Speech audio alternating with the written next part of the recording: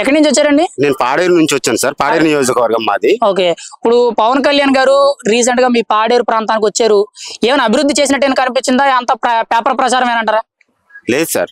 అనంతగిరి మండలం బల్లగరవ గ్రామంలో పినకోట పంచాయతీకి సంబంధించి కొంత రోడ్డు పనుల కోసం వచ్చారండి. అయితే దానికి సంబంధించినటువంటి సమావేశం అయ్యింది. అతను కాలినడకన నడుచుకుంటూ వెళ్లారు.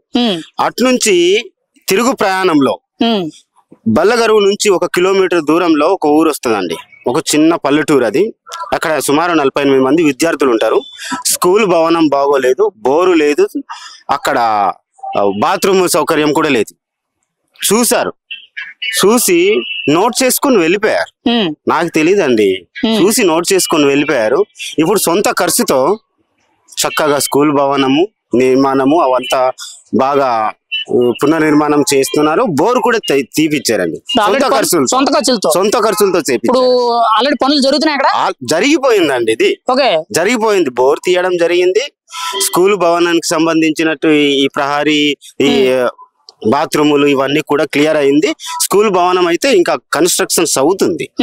ఖచ్చితంగా చేస్తారండి. సొంత నిధులు అండి, ఇది ప్రభుత్వం నిధులు కాదు. అంటే ప్రభుత్వం వచ్చే నిధులు లేట్ అయ్యే లోపు ఇబ్బంది పడతారని చెప్పి పవన్ కళ్యాణ్ గారు సొంత నిధులతో చేస్తారు.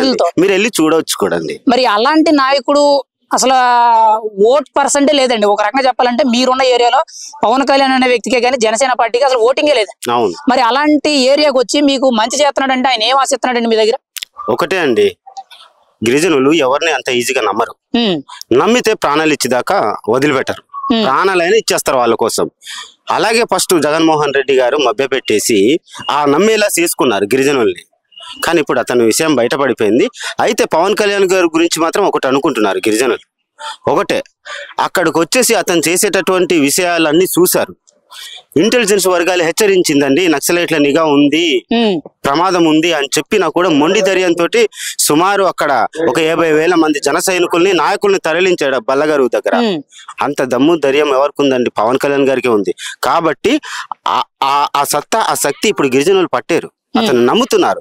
ఖచ్చితంగా ఈసారి పాడేరు అరకు నియోజకవర్గంలో ఖచ్చితంగా జనసేన పార్టీకి కేటాయిస్తే ఖచ్చితంగా గెలుస్తుందండి.